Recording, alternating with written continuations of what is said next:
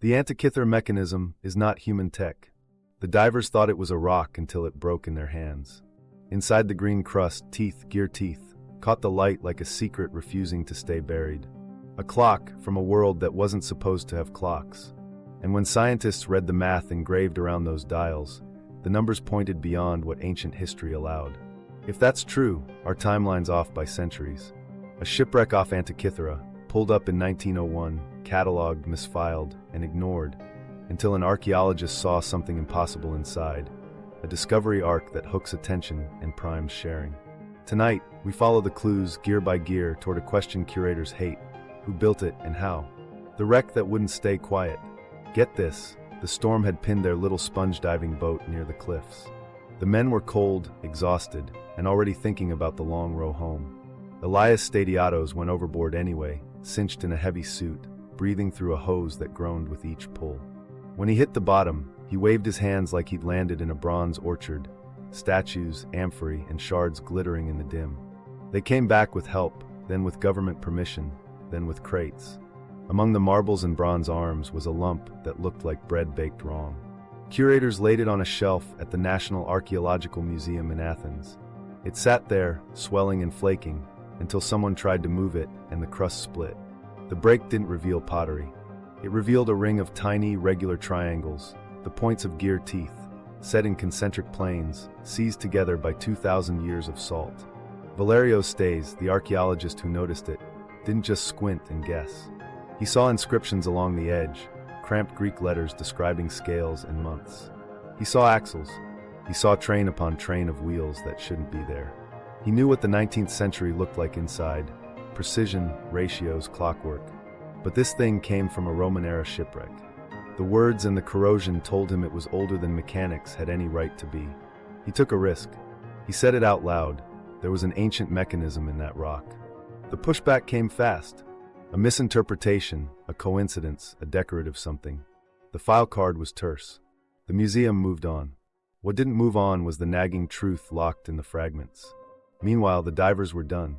They'd brought up what they could. One of them had died from decompression. The wreck went quiet under the waves.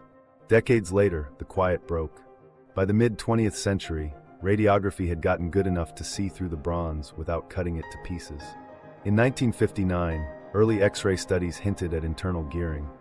In the early 2000s and after, engineers and historians aimed microfocus CT scans into those fragments, and the ghost of a machine lit up on their screens. They saw stacks of gear wheels, some with prime number tooth counts, meshing in deliberate ratios. They saw a coaxial shaft with a little disc running around a slot, an offset motion built into metal. This wasn't decorative. It was a program, a deliberate mechanism whose functions match Hellenistic astronomical models. Here's why that mattered to real people. If the device was what the scans hinted at, an analog computer, then ancient observers weren't just watching the sky. They were predicting it. Priests could fix festival dates by calculation instead of omen. Sailors could plan seasons of favorable winds. City-states could synchronize calendars across trade routes. That's war and harvest and taxes running smoother, because someone could model the heavens. The stakes weren't abstract. They were power and planning. What actually happened inside the museum was half detective story, half stubbornness. A small circle of scholars read the inscriptions like a burned user manual. The lettering style put it in the Hellenistic world, 2nd to 1st century BCE. The words mentioned the Metonic cycle, the Saros, the zodiac, and a pointer for lunar phases. They weren't guessing functions, they were reading them. And yet every claim risked a reputation. Claim too much, you were a fantasist. Claim too little, you missed the story stamped into bronze. Meanwhile, the scans gave the action beats. A big gear with 70-something teeth driving a train that ended in a 4-year cycle. Behind it, an elaborate assembly that converted uniform cranking into a moon that sped up and slowed down on cue. The front face once carried rings for the zodiac and the Egyptian calendar. The back, twin spirals of months and eclipses, with tiny letters noting when the sun would be eclipsed or the moon darkened, when winds might rise, when a color in the moon's shadow would mean something for kings. The immediate impact? A single artifact that outran medieval Europe by a millennium. The ripple effect? Every timeline from Greeks had math, Romans had roads, clocks came later wobbled. You could feel departments shift in their chairs. If this was genuine, And it was, where were the other machines? Where were the failed attempts, the apprentice pieces, the jigs and dividing plates? Precision like this doesn't appear from nowhere. It lives in workshops, in muscle memory, in tool marks passed from one bench to the next. One micro-story from the human side sticks. A curator told a visitor that the lump was another piece of bronze, then paused, fetched a magnifier, and changed his tone mid-sentence. You don't get many moments where a person's mental map redraws itself in front of you. That piece did it, again and again, to anyone willing to look close. What nobody knew at the time of the first dive was that fragments would keep turning up in the crates. A thin plate here, with tick marks you could lose in a thumbnail. A gear there, crushed flat but still countable. The story thickened with every sliver. Each new number forced the models tighter. Each ghost of an inscription tied function to culture. Predictions weren't just math, they carried omens. It wasn't just science, it was status and ritual. So why did it hit like a bomb? Because the mechanism wasn't a neat Greek genius postcard. It was evidence of a system. Astronomers reducing Babylonian tables into ratios, metalworkers with the hands to cut identical teeth by the hundreds, patrons willing to pay for a machine that made time itself portable. The divers didn't know it when they hauled it up, but they'd handed us a breach in our story about progress. And once you see that opening, you want to know what, exactly, this thing was built to do. What the machine was built to do. To understand why it shook the room, you have to see how it was meant to be used. Someone would set a date with a little crown wheel, then turn a crank. That motion climbed through a forest of gears and came back out as moving pointers on dials. Inputs, transformations, outputs. Not metaphor, mechanics. The device took a single rate, the turning of a hand, and split it into the rhythms of the sky. On the front, there were two main rings. Outside, a calendar scale, 365 days in the Egyptian style. A steady year without leap days, marked so you could read any civil date. Inside, a zodiac ring, the belt of constellations the sun and planets appeared to cross. A pair of pointers swept there, one for the sun's position against the stars, another for the moon. The moon pointer carried a tiny ball, half blackened, half pale, that showed lunar phases as it rotated. New quarter full, not by guesswork, but by the relative positions encoded in the gearing. Turn the crank a month forward, and the front face told you where the moon would be against the zodiac, which sign the sun occupied, and whether the moon would show a thin crescent or a bright disk. It wasn't a clock for hours, it was a calendar for meaning, clear, shareable framing that amplifies virality. Festival planners could look down and pick the right night. Sailors could plan for dark seas or bright. Flip the idea to the back, and it gets stranger. Two spiral dials curled like coiled snakes. One for the Metonic cycle, 19 solar years lining up with 235 lunar months. Another for eclipses, the Saros. Each spiral had tiny boxes for months. A little pointer advanced along them, slot to slot, as the crank turned. The inscriptions named them Metonic, Kallipic, Saros, Exeligmos. The names sound like passwords, but they're cycles carved out of long watching. Here's how those mattered. The Metonic dial let the user manage a lunisolar calendar. 12 months don't cleanly fit a solar year. Over 19 years, though 235 lunar months almost do. That gave you a template for when to add an extra month, so the months stayed with the seasons. The mechanism didn't just show it, it enforced it. If you followed the dial, you kept agriculture and ritual in step with the sky. The Kallipic scale refined that further, for Metonic cycles, 76 years, smoothing the drift. Not everyone needed it, but if you were keeping a temple calendar or running an inner-city festival schedule, it gave you a long view. The device could be set to show that grand cadence with a gear choice. That's design thinking, optional precision. Then there was the Saros spiral, a period of about 223 lunar months, after which eclipses repeat in a pattern. Next to many month boxes, tiny letters warned of events, sun or moon, north node or south magnitude notes. Some entries even hinted at color and winds, omens tied to observation reported in the inscriptions. This wasn't mysticism pasted on. It was a technical layer carrying the culture's expectations. The user follows the dial, glances at the glyphs, and knows when shadows might bite the sun. To make that work over years, the machine had to handle slippage in reality.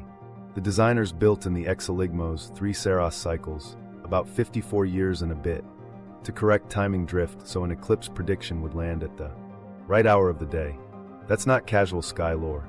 That's keeping track of the fraction left over each time and stacking it until it matters. They turned a remainder into a gear train, an elegant move that rewards rewatching and discussion. All of this had to run in bronze. No quartz, no oil reservoirs, no ball bearings. Bronze gears with triangular teeth, hand-cut, had to engage without chewing themselves apart, consistent with surviving fragments. The dial inscriptions mention apertures and scales, which implies a wooden casing with windows. An instrument you could carry, not a temple fixture. The hand that held it would feel a certain resistance, the weight of nested ratios.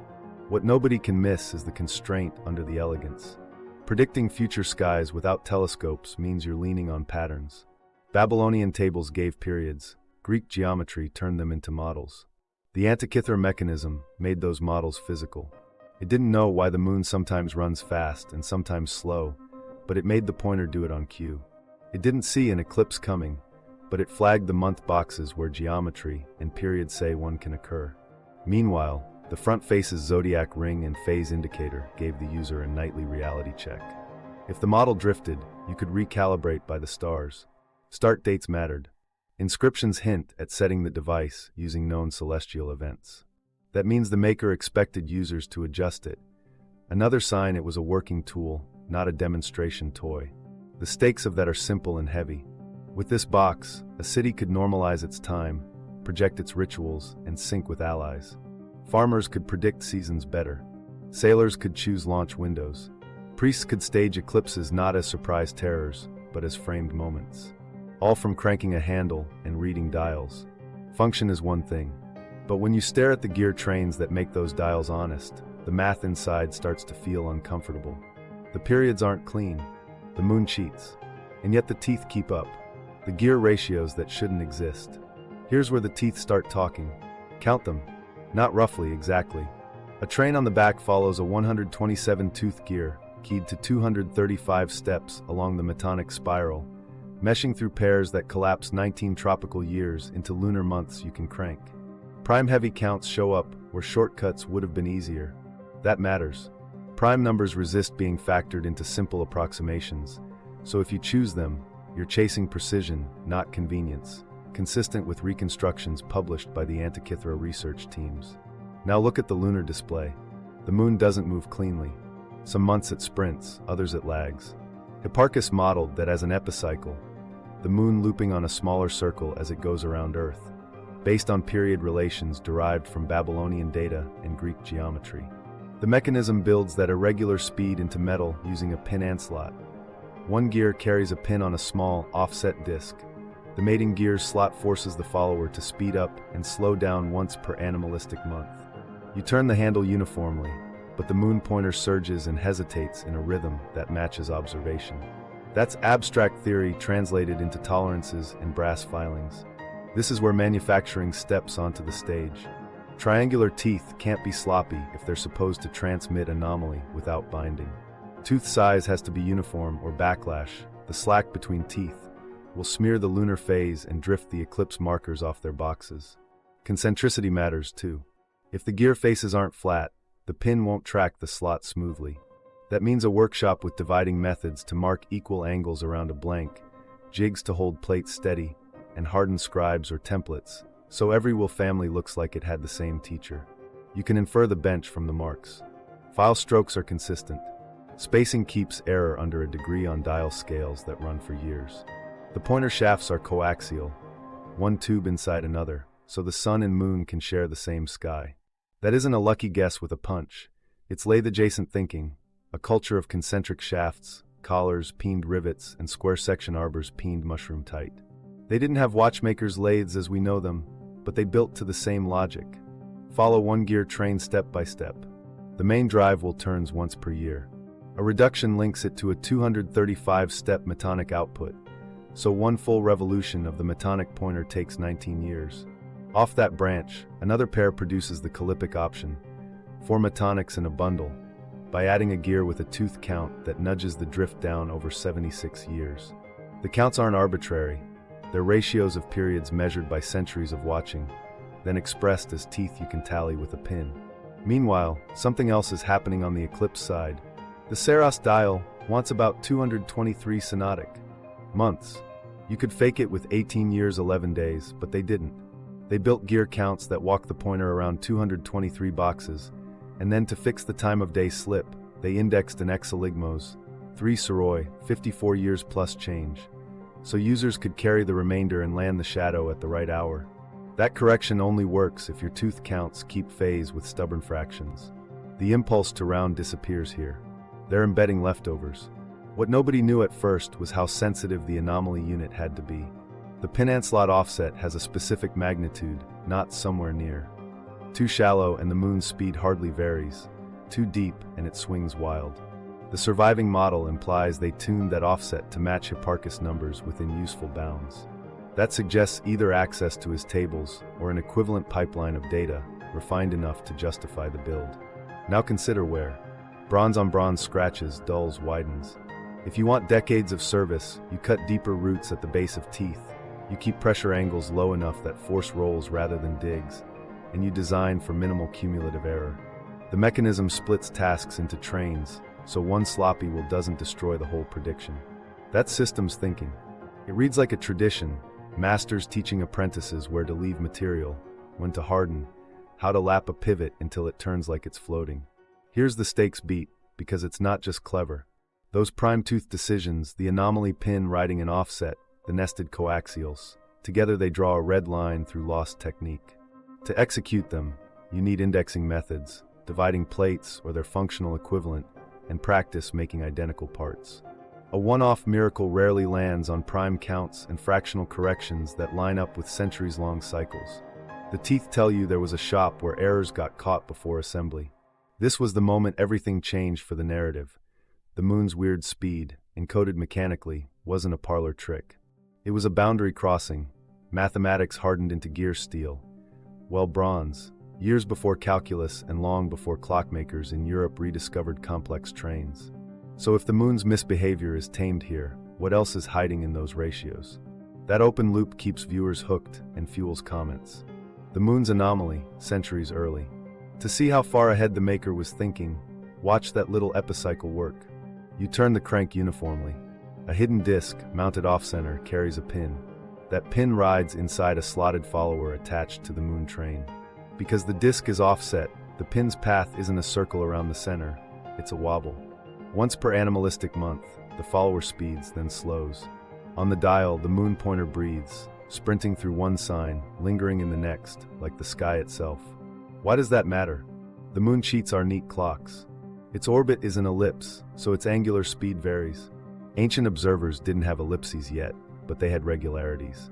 Hipparchus, working on roads in the 2nd century BCE, described the anomaly using an epicycle model that made sense of those changes in speed.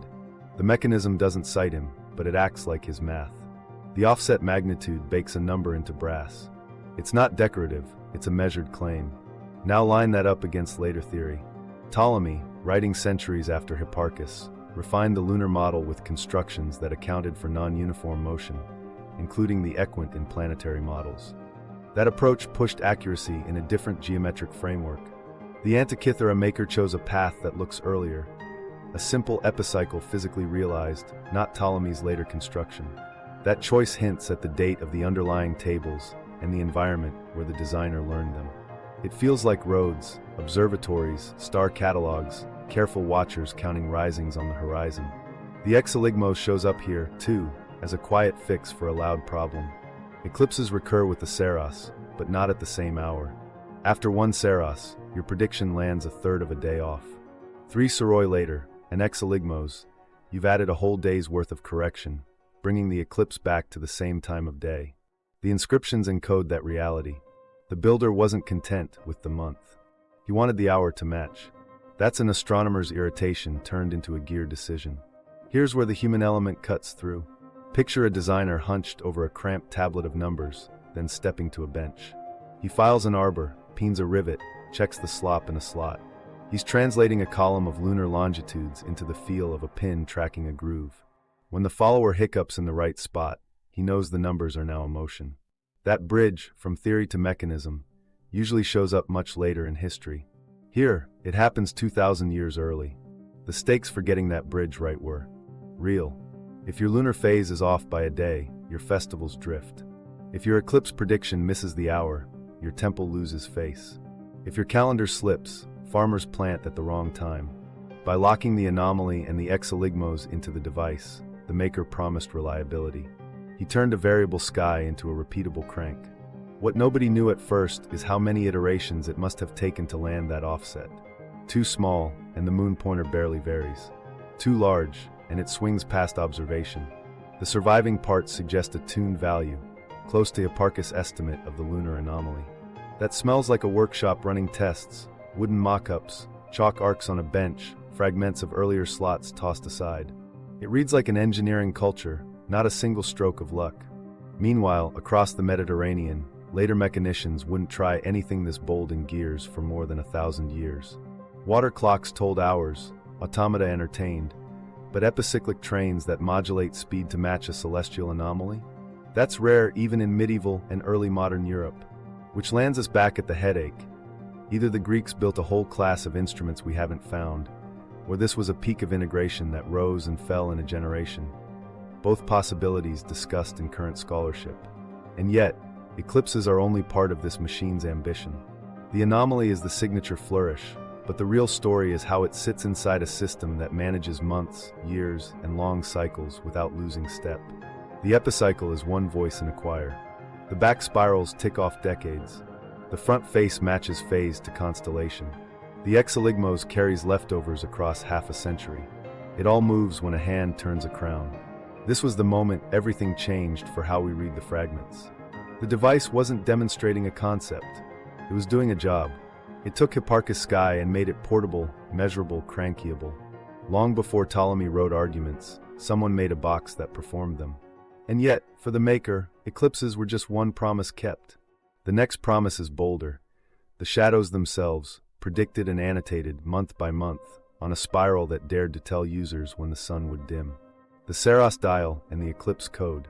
The backplate's spiral wasn't decoration. It was a ledger of shadows. Start at the center and your finger walks outward through 223-month boxes, the length of a Saros, about 18 years, 11 days. Each box carries tiny letters that don't read like poetry. They read like a technician's shorthand. S for solar, M for lunar, with marks for the node, north or south, where the moon crosses the sun's path. You turn the crank, the pointer clicks one box forward. The machine is telling you, here. Watch the sky. Why that level of detail? Because eclipses are fussy. A solar eclipse only happens when the moon is new and near a node. A lunar eclipse needs full moon at a node. Miss the node, miss the show. The spiral encodes that logic. Glyphs flag the node and the type, so a user doesn't need to carry the whole theory in his head. He reads the box, not the heavens. The mechanism handles the conditionals. Some inscriptions do more than label. They annotate, magnitude hints, great, small. Sometimes notes that likely tie to observed color, reddened lunar disks, and to winds. That's the culture layered onto the calculation. In a world where omens mattered, an eclipse had meanings. Mariners believed certain winds might follow. Priests read political weather in a bloody moon. The machine didn't endorse superstition. It acknowledged its users. It bundled astronomy with expectations, the way modern weather apps bundle UV warnings and pollen counts. The Saros has a flaw. After one run, your prediction is a third of a day late. The builders knew that and baked a fix into metal memory. Next to the Saros spiral sits the exoligmos index, 3 Soroi, roughly 54 years. When you complete one Saros, you carry a mark forward. After the third, the residual adds up to a day, and your eclipse lands near the same hour. The mechanism's pointer lets you keep place among those three, so the hour doesn't drift off into uselessness. That's long-term error handling, not a toy feature. Indexing month by month sounds easy until you try to make it last. The pointer has to land dead center in each box to keep the annotation unambiguous. Over 2 decades of cranking, where can widen holes, loosen arbors, splay teeth. The maker fought back with geometry, gear trains that spread torque, tooth forms that roll rather than scrape, and a pointer carriage that tracks the spiral like a cam follower. They designed for service intervals without writing the phrase. Behind that neat index, the metonic cycle runs as the system's metronome. 19 solar years and 235 lunar months aren't exactly equal, but they're close enough to anchor calendrical leap month decisions. The inscriptions tie the Saros months to. The metonic months, which lets a user reconcile eclipse predictions with civil time. If the device flags a lunar eclipse in the third month of year 7 of the Metonic, the calendar keeper knows exactly which box on the civic scale to circle. No guesswork, no priestly improvisation. Leap month handling shows up here as a quiet triumph. The Metonic dial marks intercalary months, those added to keep months aligned with seasons. The Saros boxes don't ignore those interruptions, they ride through them, because eclipses don't care about human months. The gear train that advances the eclipse pointer steps with the synodic month rate, not the civil month, so adding a leap month on the calendar doesn't throw the shadow ledger out of step. Someone thought about the user trying to reconcile two clocks and designed away the trap. All of this points to institutional use. A farmer doesn't need a 54-year correction. A city-state, a naval power, a temple with a public calendar? They do. The inscriptions read like a manual addressed to educated hands, literate, numerate, trained enough to set start dates from notable eclipses or conjunctions. That start date practice is hinted in the text. Calibrate at a known event, then trust the gearing. Accuracy follows from anchoring. Precision over decades requires not just good teeth, but stable scales. The spiral's boxes are cut to a width that resists confusion, even as edges soften. The fonts are cramped yet consistent, implying a scribe working with templates. Overstrikes, letters corrected mid-carving, show up in fragments, a human moment. The maker revises as he engraves. That's evidence the inscriptions were finalized during build, not copied blindly from a separate text. The machine and its manual grew together on the bench. The stakes aren't abstract. Long-range forecasting turns eclipses from shocks into scheduled theater. A ruler can own the sky by announcing the darkness before it falls. Priests can wrap rituals around it with confidence. Admirals can avoid launching fleets under bad omens. The mechanism empowers planning, and planning concentrates power. If you can point to the month, note the node, anticipate the hour, and keep that promise for half a century, you're not tinkering. You're running a bureau. Which raises the next question like a bell. If this was an office tool for elites, where's the office, the workshop that made it, the shelves of similar boxes, the tools that kept their teeth honest? The missing workshop problem? While the eclipse pointer marched box to box, a louder question gathered in the margins. Where did hands learn to cut teeth like this? And why did those hands vanish? Precision leaves fingerprints. Dividing lines, templates, specialized scribes, peening habits. None of that shows up in tombs, hoards, or shipwrecks in a way that adds up to a named shop. We have a masterpiece and no workbench. Start with the absence. No jigs for marking equal angles. No dividing plates with regular pricks around a rim. No half-finished gear blanks tossed aside in a corner. Workshops shed debris, wasted metal, broken arbors, test pieces cut wrong. Bronze was valuable, sure, and scrap gets remelted, but not all of it. And yet the archaeology goes quiet on toolkits that could generate prime tooth families on command. It feels like walking into a theater after the play. The set's gone, the floor swept, one torn ticket stub left under a seat. Context should help, and it both does and doesn't. The ship that carried the mechanism sank with statues, luxury goods, and rare ceramics. That reads like a high-status cargo, commissioned work headed from one elite to another. The mechanism wasn't a market-stall trinket. It looks like a bespoke instrument packaged with a cosmology, possibly with a manual, meant for a patron who could ask priests and pilots to listen. That points to cities where knowledge and money braided tight. Rhodes sits in every serious candidate list. Hipparchus worked there. It had a tradition of astronomical observation and a reputation for shipbuilding and navigation. Pergamon had libraries and workshops serving courts thirsty for devices. Syracuse carried the shadow of Archimedes, where mathematics and mechanics once met under siege.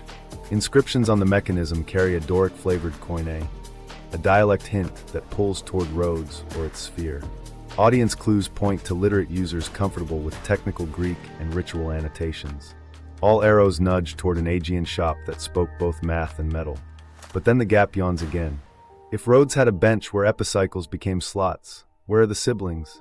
The arguments try to fill in. Bronze gets melted, wood rots, wars flatten libraries, copyists hate diagrams, guilds guard secrets, patrons bury their toys with themselves.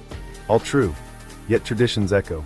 You'd expect spillover, simpler devices, teaching tools, gear-driven sundials, apprentice plates with timid scratches. We don't have them in a chain that leads cleanly to this box. What we do have is tantalizing debris. Another gear fragment turned up among the Antikythera finds decades after the first study, suggesting the original device was bigger, maybe a family of functions now lost. Isolated gear bits from other sites surface without inscriptions to tie them to a system. A later Roman-era odometer with gearing proves teeth weren't alien. Water clocks with complex escapements show mechanical fluency. Automata pranced in Hellenistic courts, but it's a scattershot chorus. None carry a clear genetic line to the lunar anomaly and the Saros spiral. Here's a parallel track most people miss: the social economy of knowledge.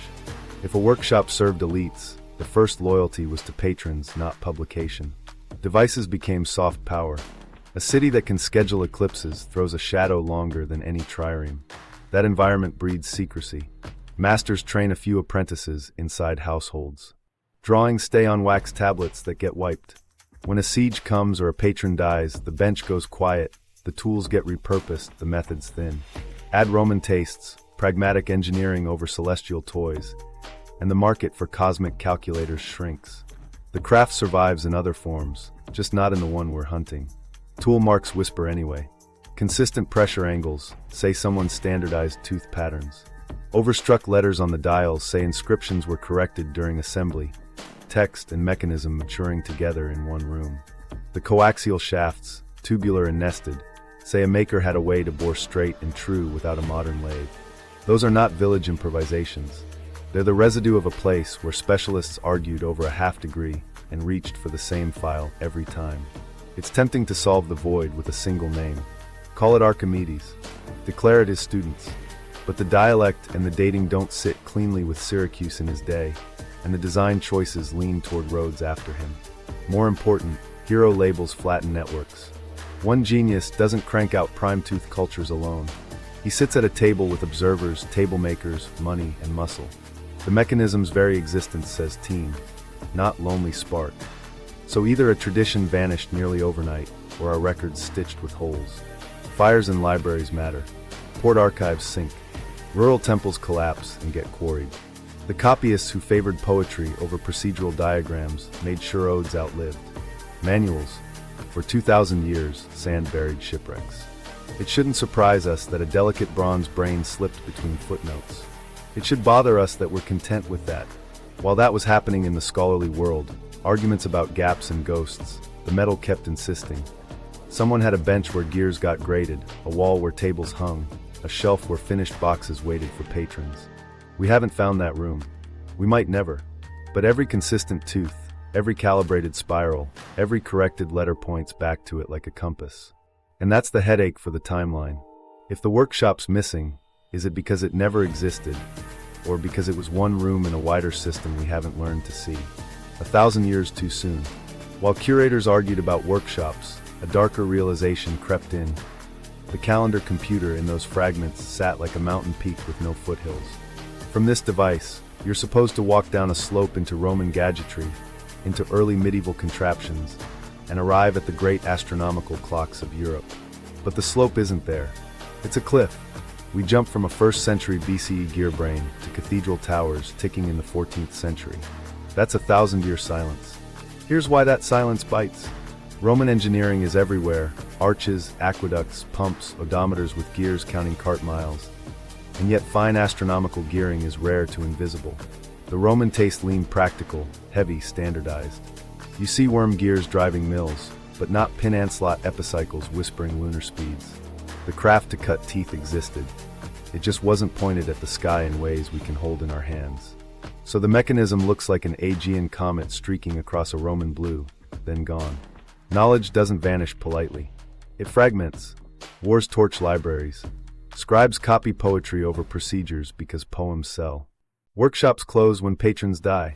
Bronze gets melted into coin. A siege turns devices into scrap. That's the brutal physics of history.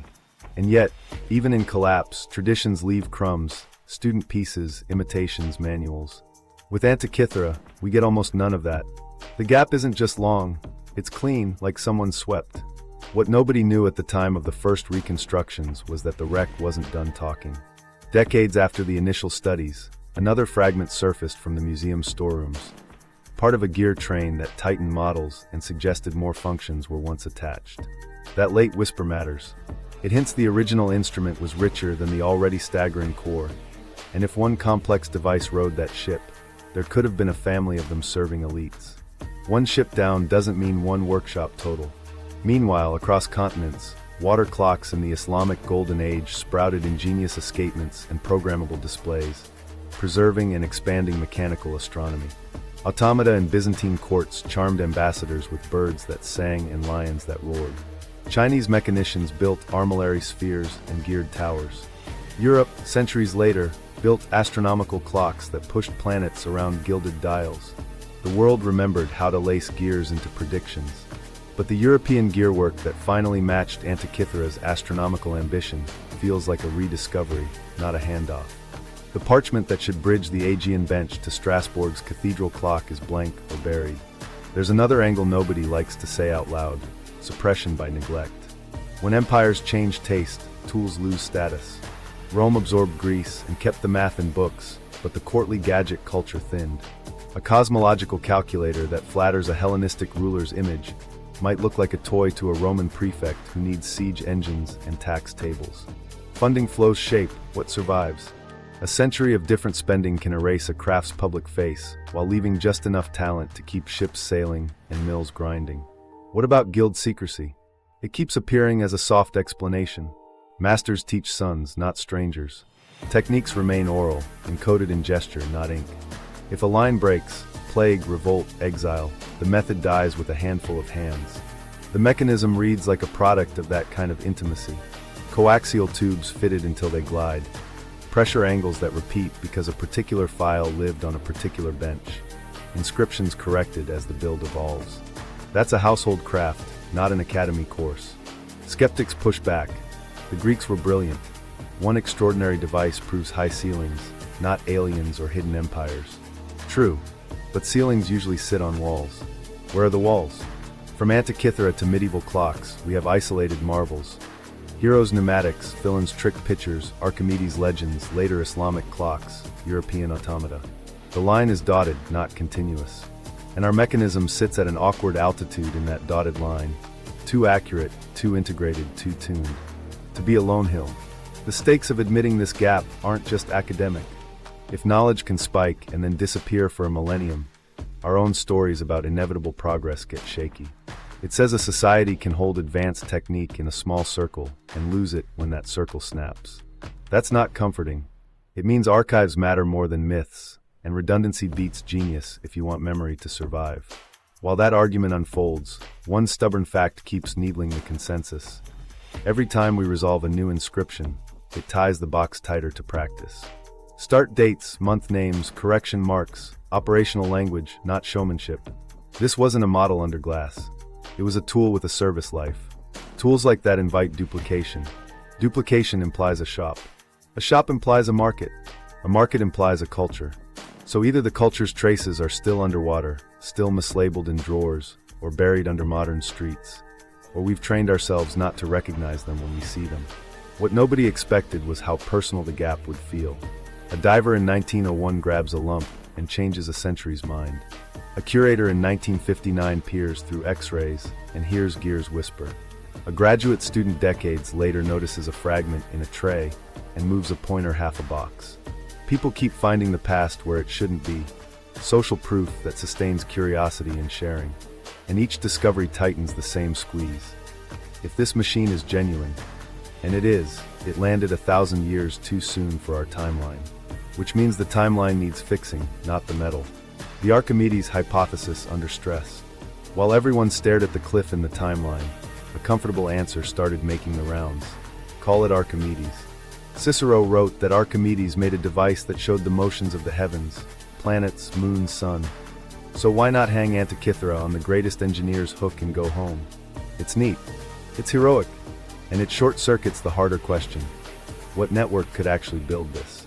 Let's lay out what the texts say. Cicero describes a sphere that reproduced celestial motions, built by Archimedes and later displayed in Rome. Posidonius, another Rhodes name, supposedly crafted similar planetaria. Ancient audiences loved demonstrations where planets crept along armillary rings. Those accounts prove a tradition of display machines existed.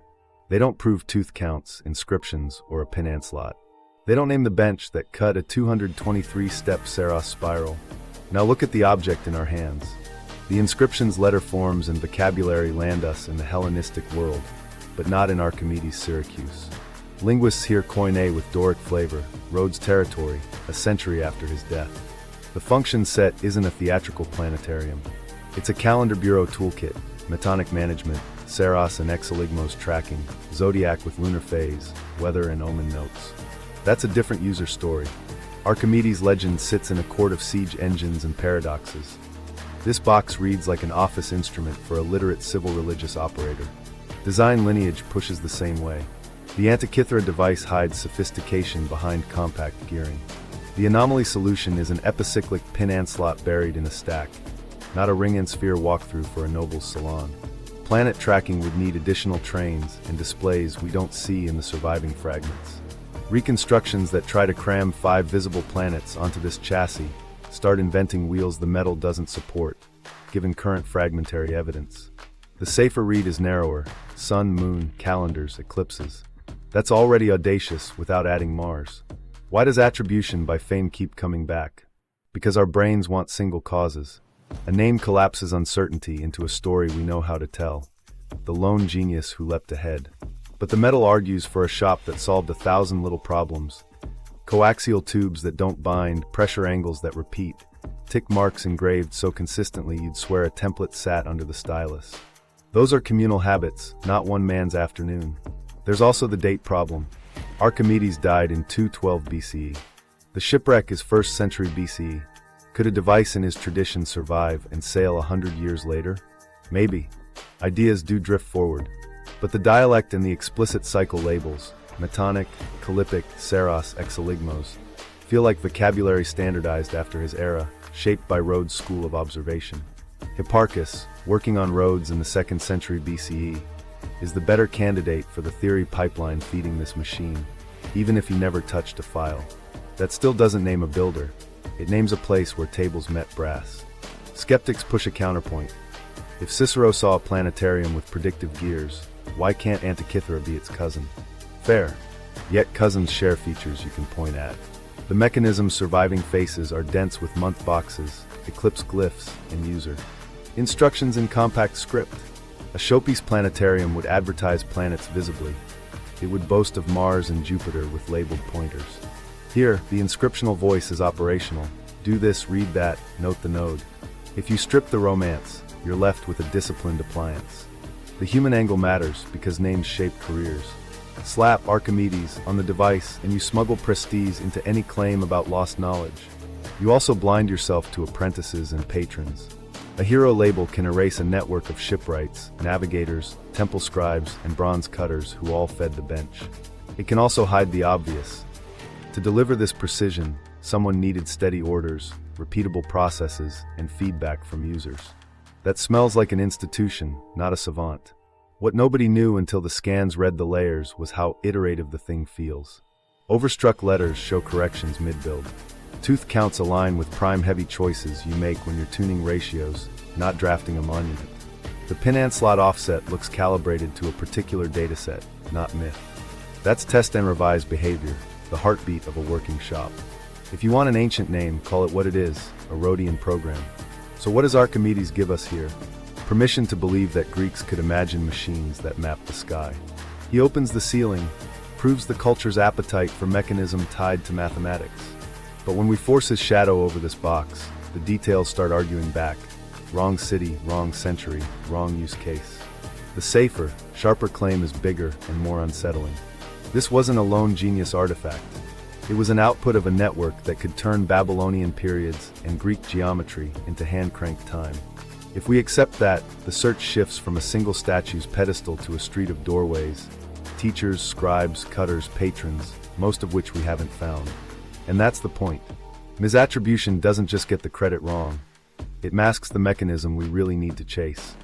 Knowledge moving along trade routes, tables distilled in observatories, bronze shaped by hands that expected to make another one next season. If we stop at Archimedes, we stop the hunt. If we ask who trained the maker, who paid him, who calibrated the start dates, we might finally see the network that built the box, and why it fell silent. Knowledge transfer, terrestrial and otherwise. While the Archimedes shortcut crumbled, another path opened that felt riskier and more honest. Trace the data. The mechanism's teeth don't come from inspiration, they come from numbers. Babylon had numbers, centuries of eclipse records, synodic months, zigzag functions that turned the moon's wander into predictability. Egypt kept calendar discipline, 365-day civil years that never slipped, bureaucrats who lived by lists. Greece built geometry, models that could turn a column of periods into a story about circles. Trade routes braided those strands together. Follow the routes. Ships left the Levant with cedar and cuneiform habits. They reached roads with navigators who counted nights by stars. Merchants swapped barley for papyrus, and, without noticing, swapped rules for intercalation and priestly start dates. Libraries didn't just hoard scrolls, they hosted travelers who carried table talk back to workshops. The mechanism looks like the end of that pipeline. Babylonian periods translated into Greek labels, set on an Egyptian-style calendar ring. Hybridization you can crank. Data pipelines are cold until they hit a bench. Someone had to decide that 235 months in 19 years wasn't just a scribal curiosity, but a gear ratio worth cutting. Someone had to take a Saros, 223 synodic months, and give it boxes. Hipparchus' catalog told them where the moon slowed. The maker turned that into an offset pin. You can hear the conversation, one voice reciting periods, another asking, what tooth counts land closest? Knowledge moved from temple to table to tool. Here's the ceiling problem. Pooled methods from Babylon, Egypt, and Greece get you far. Do they get you all the way to a pin-ant slot tuned to an animalistic month, while an exoligmos indexes a 54-year remainder? The texts we trust are messy, incomplete, and stingy with procedure. The mechanism feels cleaner than its sources. That's where people start whispering about an archive we haven't found, or about a push from outside the usual map. Lost civilization theories love that gap. They say the device is a shard from a pre-cataclysm library, Atlantis by another name, where cycles were codified long before Greece. The story is seductive. A mother culture drowns, fragments survive in priestly riddles, then reappear as sudden genius. The Antikythera box, in that telling, is a survivor, not an invention. But stories don't cut teeth. What we can test is material and language. The bronze is ancient Greek. The inscriptions are Greek. The user assumptions are Greek. If a deeper archive fed this, it dissolved into Greek hands so completely that only the math remained, matching current metallurgical and epigraphic analyses. Then there's the louder speculation, non-terrestrial input. The argument goes like this: if knowledge jumps, someone jumped it. Give a Rhodian shop perfect periods, and you get perfect gearing. But we don't see fingerprints of alien tooling. No steel harder than the age. No machined involutes with impossible tolerances. The device feels period authentic, triangular teeth, file marks, overstrikes, wooden case. If an outsider whispered numbers, the whisper got written in Greek script and carved with Greek slips. So where does that leave the ceiling? With a quieter but sharper idea. Hidden archives that were terrestrial and boring, bureau records, temple logs, navigator almanacs that got burned, rotted, or reused. The mechanism implies tables finer than most surviving texts, but that's a survivorship problem, not a UFO. When you fold weather notes and wind omens into eclipse boxes, you're not cribbing from a starship. You're reflecting a bureaucracy that married sky to schedule. Still, something nags. The device doesn't look experimental. It looks iterative, choices settled, errors corrected, a voice confident enough to add an exoligmos index. That implies earlier versions, teacher machines, maybe clumsier cousins that wore out on somebody's desk. If those sat in a workshop, the workshop sat in a city with money and a reason to plan decades ahead.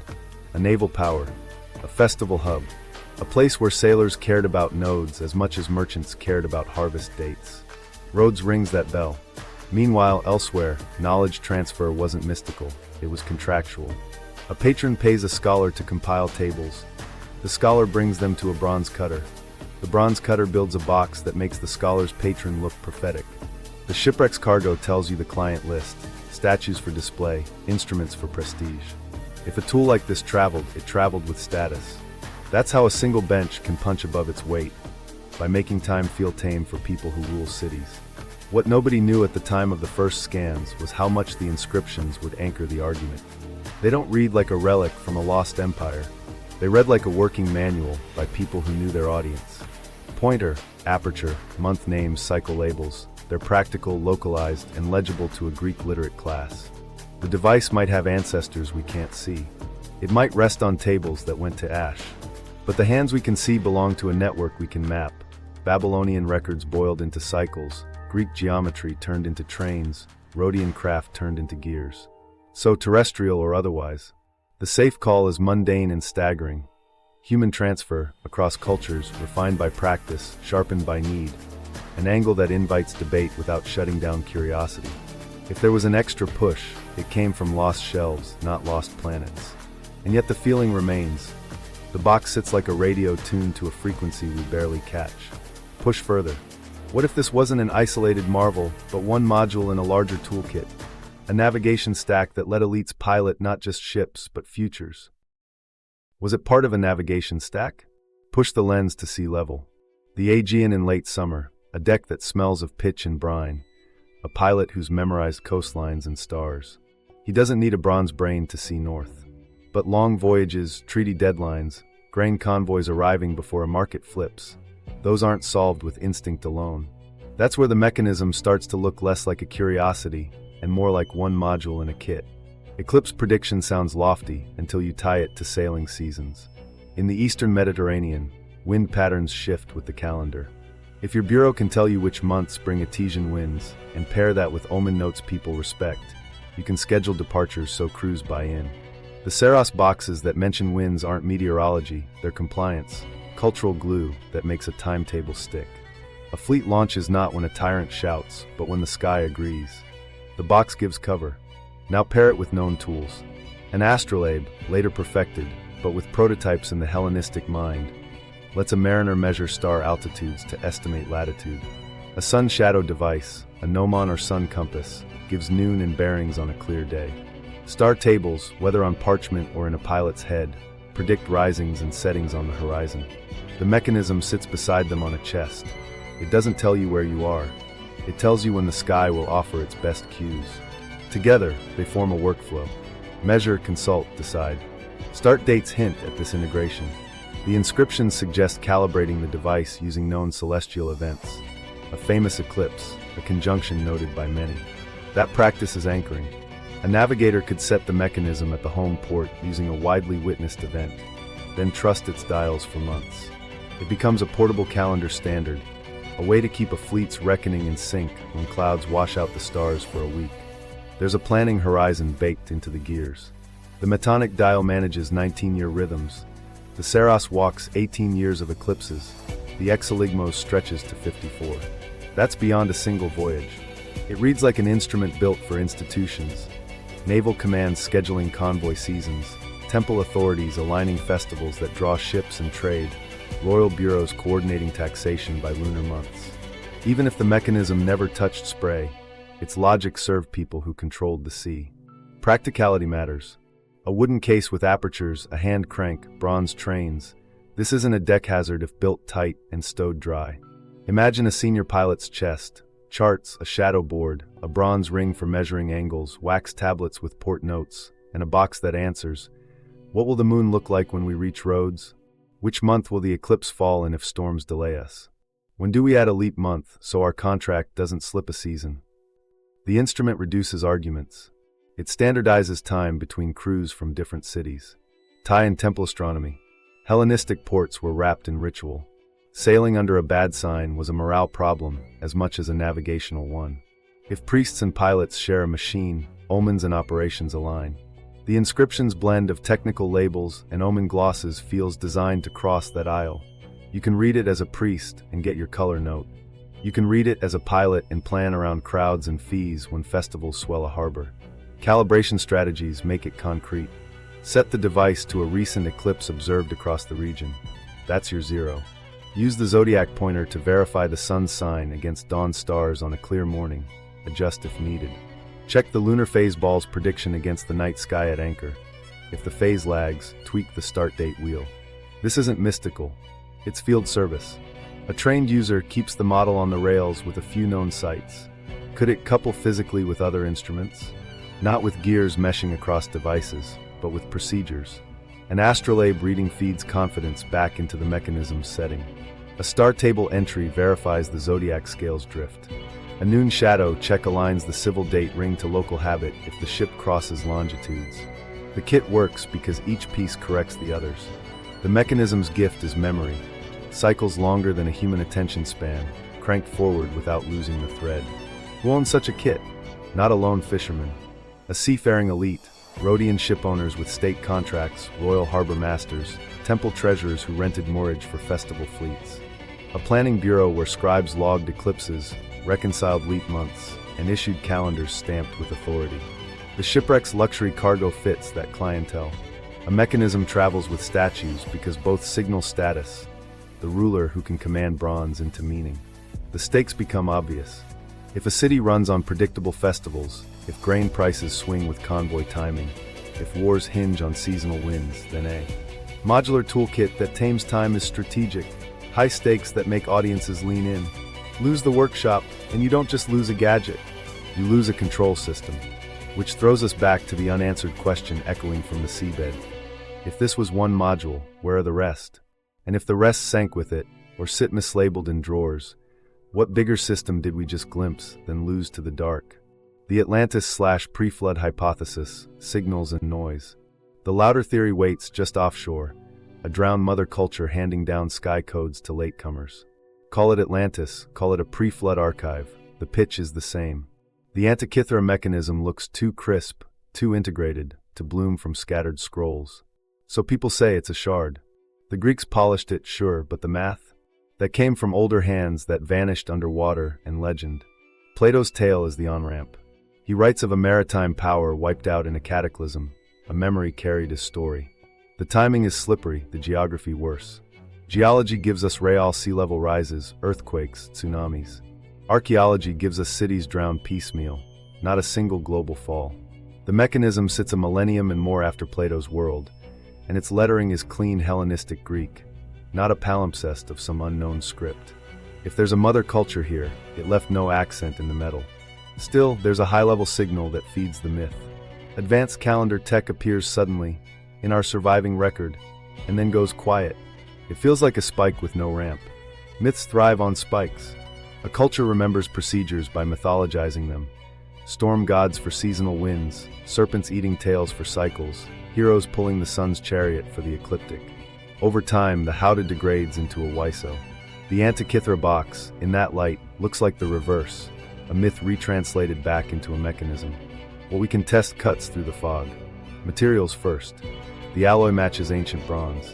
Tooth profiles are triangular, filed by hand, not milled by steel cutters from a later age.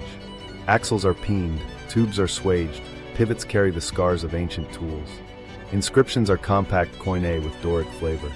Astronomical content aligns with Greek period cycles labeled in Greek names, Metonic, Kallipic, Saros, Exoligmos, and a lunar anomaly solution that fits Hipparchusera understanding. The device is anchored. Whatever story you prefer has to pass through roads. So where does Atlantis sneak in? Through the ceiling problem, the sense that the mechanism outpaces the messiness of our texts. If the surviving tablets are jagged and the device is smooth, maybe a better source fed it. That idea only holds if you expect the written record to be the only memory medium. But bureaucracies remember in ledgers, workshops remember in habits, pilots remember in routes. A lot of knowledge never hits a scroll. It lives in tables scratched on wax, in oral mnemonics, in an apprentice's hands. When those die, the trail looks like a spike, bright then dark. Cultural memory can still matter. Ritual calendars encode empirical rules. A festival cycle that must recur on a certain phase can preserve intercalation practice long after the rationale fades. Omen glosses tied to eclipses can fossilize a Saros pattern as a priestly narrative. The mechanism's inscriptions carry that blend, technical boxes with little notes about winds and color. It's not Atlantis bleeding through. It's how people keep procedures alive when libraries fail, wrap them in meaning. Here's the noisy part. The internet loves a leap. From we don't see the workshop to there was a hidden global civilization is a jump across 3 missing bridges. Meanwhile, the evidence we do have points to hybridization we can trace. Babylonian zigzag functions yield periods that Greek geometry turns into circles. Egyptian civil time gives the steady ring. Rhodian craft translates it to teeth. That's terrestrial, networked, and messy. But mess piled carefully can read as elegance when it hits brass. What nobody expected until the scans read deep was how human the errors feel. Overstruck letters where a scribe fixes a miscut stroke. Slight asymmetries in tooth form where a file slipped. A tolerance in the pin and slot offset that's good, not perfect. An alien archive doesn't make those choices. A drowned superculture doesn't write in cramped Koine about apertures. A time traveler doesn't choose triangular teeth that wear the way these do. The device is brilliant, but it's also fallible in human ways.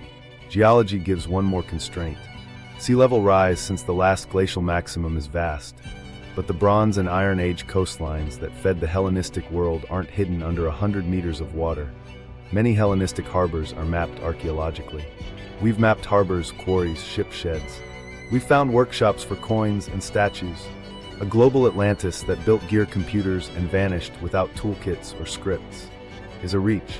Local catastrophes, earthquakes, tsunamis do erase districts. A single Rhodian lane could vanish in an hour.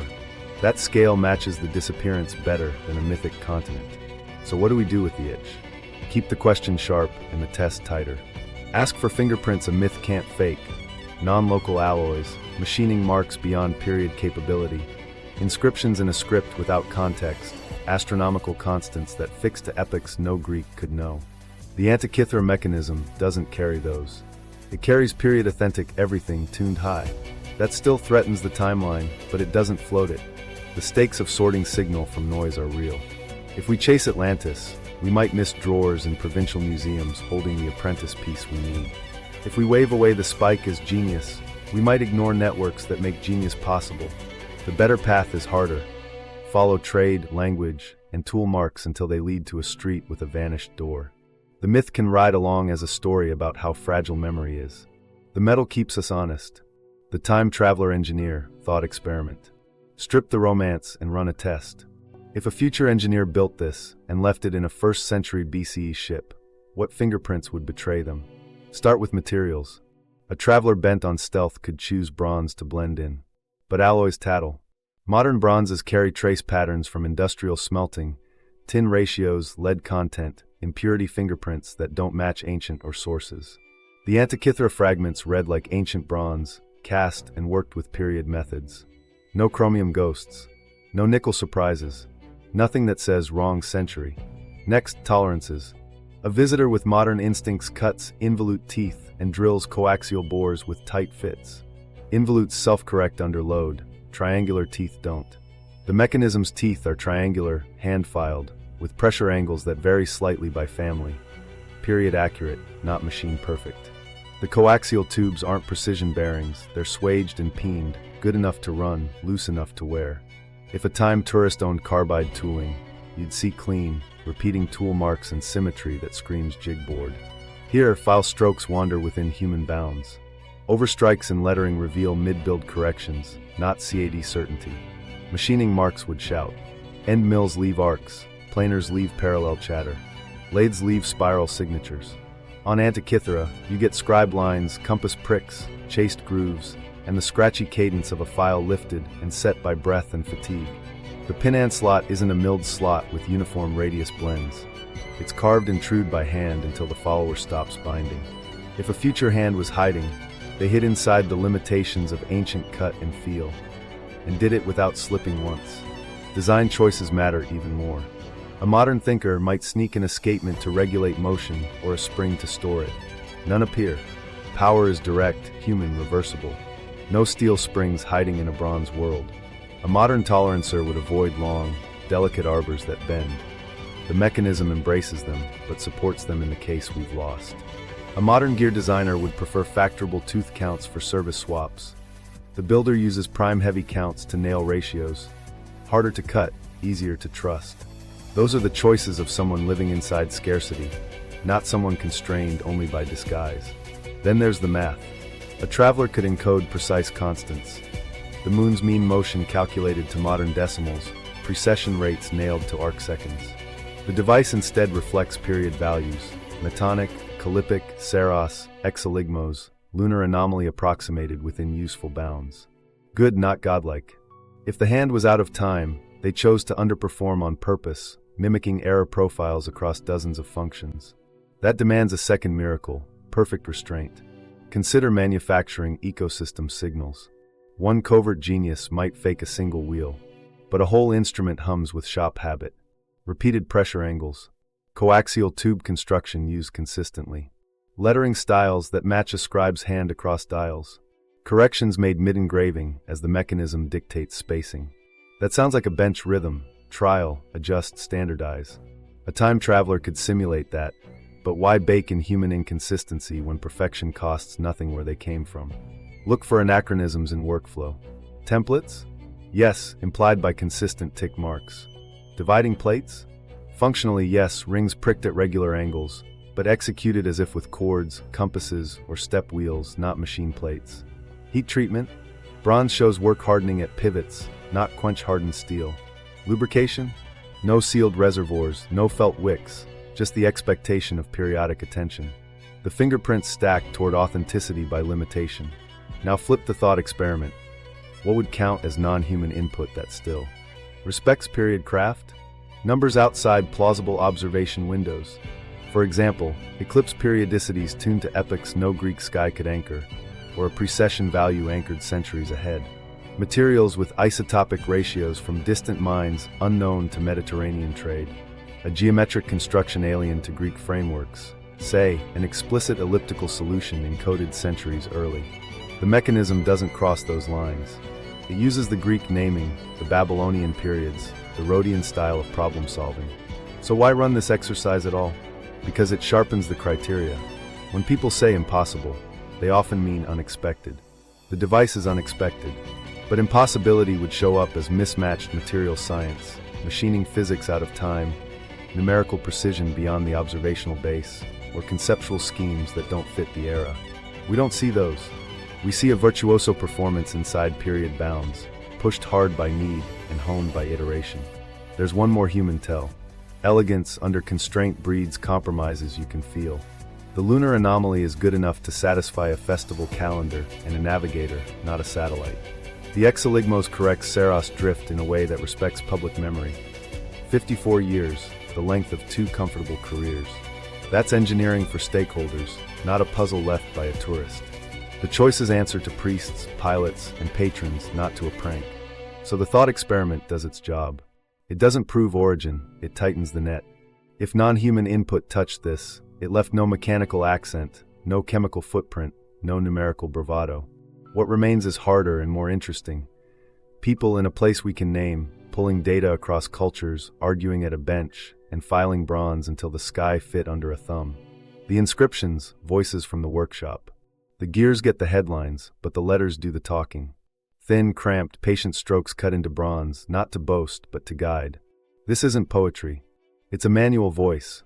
Pointer, aperture, month names, cycle labels, instructions about how to set a start date, how to read a box.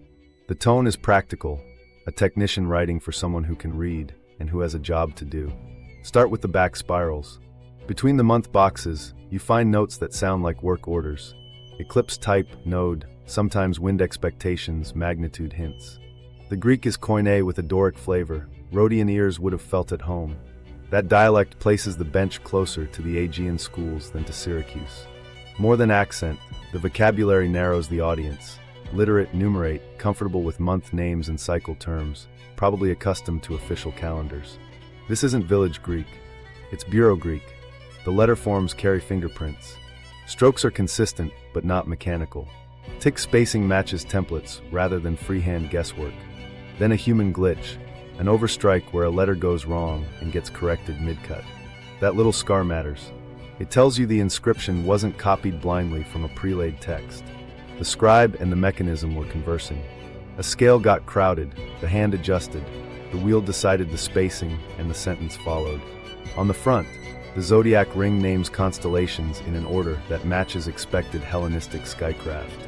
The lunar phase display has labels that don't waste breath. It tells you what the aperture reveals, not why.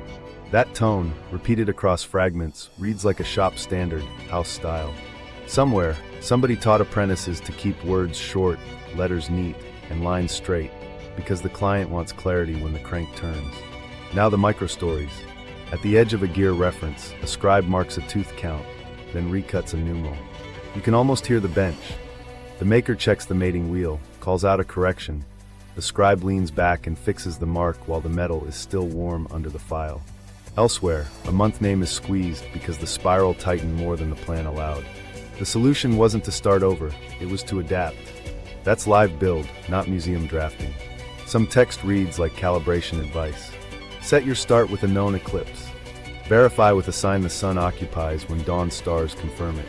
Carry the Exeligmos index so your hour stays loyal. These aren't theoretical tips, they're field procedures. The inscriptional voice assumes the user will interact, adjust, and trust the device once aligned. That trust is earned through clear, repeatable steps. Manuals like this don't appear unless makers expect the instrument to leave the shop.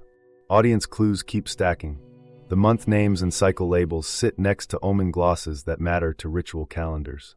A temple scribe can read the same dial a pilot reads, and both get what they need. The writing stitches worlds together. The sacred and the practical ride in the same sentence because the gadget has to serve both. That duality is policy, not flair. Chronology hides in strokes. Epigraphers date letter shapes. These forms land where the scholars put the rec, late Hellenistic. The phrasing of cycles, metonic, kallipic, seros, exeligmos, implies a phase of standardization you don't attribute to Archimedes' era. The Greek isn't experimental jargon. It's settled shop language from a place that's used to explaining the sky to clients. Meanwhile, there's math in the margins. A line describing the seros count doesn't list 223 like a boast. It frames it as operation. The pointer advances 1 box per synodic month, carry marks for the third of a day slip, and consult the exeligmos when hours matter. That's an algorithm in prose. You can smell the testing that forced those words to be that way, where it tells you how the writing met fingers. Some letters soften where a pointer passed for decades. Scratches on a scale sit where a user steadied a nail or stylus to read a tight line. The case is gone, but the habit remains.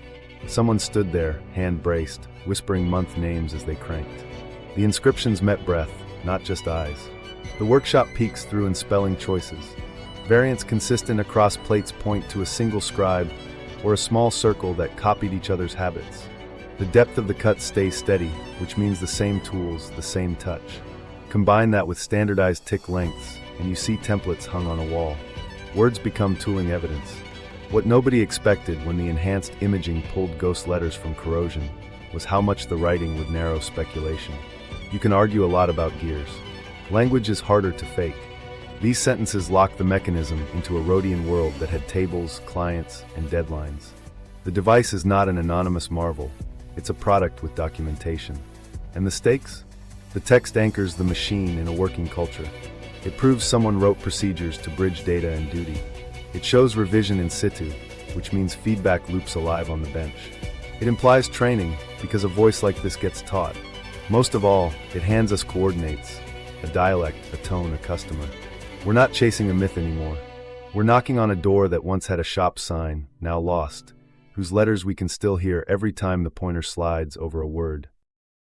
The resistance, why this threatens the timeline. The metal says one thing, the timeline says another. That's where resistance hardens. Institutions aren't villains, they're habitats. They reward stable stories that fit syllabi, tours, and funding proposals. Drop a gear computer into the Hellenistic world and suddenly your tidy arc, from sundials to medieval clocks, buckles.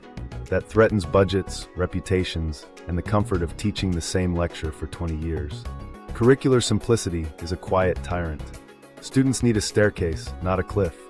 If you accept that a Rhodian bench encoded lunar anomaly and 54-year error correction in bronze, you owe them a staircase that doesn't exist. So the reflex is to sand the edges, call it exceptional, file it under display culture, or park it in a footnote. Not denial, deferral. Push the anomaly to the appendix so the textbook spine stays straight. Publication caution kicks next. Extraordinary claims need extraordinary evidence. Fair. But fragments invite hedging, and hedging kills momentum. A team publishes a gear count with confidence intervals. Reviewers ask for more scans. Funding cycles lapse. Sensational headlines scare cautious journals. Cautious journals scare funders.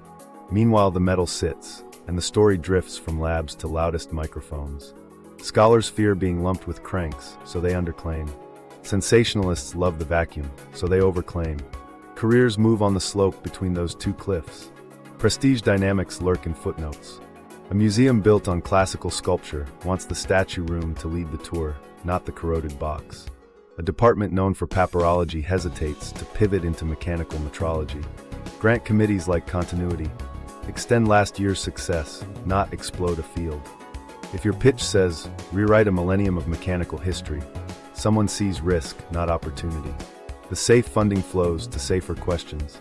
Then there's the cost of rewriting the world. Thousands of plaques, tours, lesson plans. Each one says the West invented precision gearing in the late Middle Ages. Change that, and you owe a public explanation. You have to train docents, reprint guidebooks, and admit the map was wrong. Institutions prefer slow correction. Add one paragraph, not a new wing. The mechanism demands a new wing. The human side is messier and braver. In offices and labs, careful scholars pick their way through corrosion, betting careers on readings that might vanish with one new scan. Across the hall, a colleague warns them not to feed the internet's appetite for Atlantis, even as public curiosity keeps rising. Both could be right. Both risk being wrong in public. The line between gatekeeping and quality control is thin, and people step on it with shaking feet. What nobody says out loud: prestige economies punish humility. If you publish a conservative model, an engineer on YouTube builds a bolder one and wins the crowd. If you chase the crowd, your peers close ranks. So researchers thread needles, tight claims, careful diagrams, no flair. It keeps the field honest. It also lets louder, looser narratives set the frame. But resistance isn't just fear. It's also memory of burned fingers. Archaeology has seen frauds and overreads wreck careers. So the default is slow. New fragments must match old scans. Inscriptions must pass epigraphers. Toolmark analysis must repeat across labs. That plodding pace looks like stonewalling from the outside. Inside, it's the only way to keep trust. Here's the twist. The mechanism itself demands the opposite of institutional tempo. It says a lost craft existed. It says networks we can't see fed a bench we can almost touch. It asks for cross-disciplinary teams, epigraphers with machinists, historians with metrologists, divers with data scientists. That mix doesn't fit most departmental boxes. So the project lives in ad hoc coalitions held together by curiosity and shoestring grants. Meanwhile, the public won't wait. Viewers feel the gap and ask harder questions than the brochures do. Are we protecting rigor or protecting a timeline that fits budgets? Are we rejecting mystery or rejecting sloppy claims? The fairest answer is uncomfortable, both depending on the room. Which leaves us with the only honest path. Keep the bar high, widen the door, and follow what the bronze actually says. Because behind the arguments, a message is still stamped in metal, waiting to be read without fear. The mechanism's message, reading between the gears. Strip away the corrosion, and what's left isn't just ingenuity, it's a sentence. The device says, we watched for a long time. Not a summer's worth of sky, not a single rain, but decades stacked into lifetimes. You don't build a Saros spiral and an Exeligmos index unless your city expects to keep promises across generations. That's systematic observation hardened into metal. It also says we planned. Calendars here aren't passive. The Metonic ring is a governor for civil time. The eclipse ledger is a theater schedule for power. The lunar phase ball is a sanity check for nights at sea and nights in temples. Planning at that scale requires more than curiosity. It needs patrons, scribes, workshops, and users who will hold the tool and make decisions by it. Gears alone don't do that. Networks do. Follow the implied network outward. A mathematician with access to tables of periods. Observers collecting sky notes and ferrying them to that mathematician. A cutter who can turn ratios into tooth counts without losing the thread. A scribe who can compress procedures into legible lines. A patron who signs for the bronze and asks for a deadline. A user whose hand oils the crank. The mechanism threads them together. You can almost chart the workflow. Table to ratio, ratio to wheel, wheel to inscription, inscription to routine. It says something else with its consistency, standardization. The pressure angles repeat like a dialect. Letter forms carry house style. Tick marks fall into familiars. That's not improvisation. That's a shop with practices, maybe checklists. The coaxial tubes that stack like telescoping bones only work if everyone in the room agrees on clearances and order of assembly. This isn't a one-night miracle. It's a routine, tuned until routine looks like magic. Then there's the silence wrapped around it, the missing siblings, the swept floor where a dividing plate should lie. That gap isn't empty.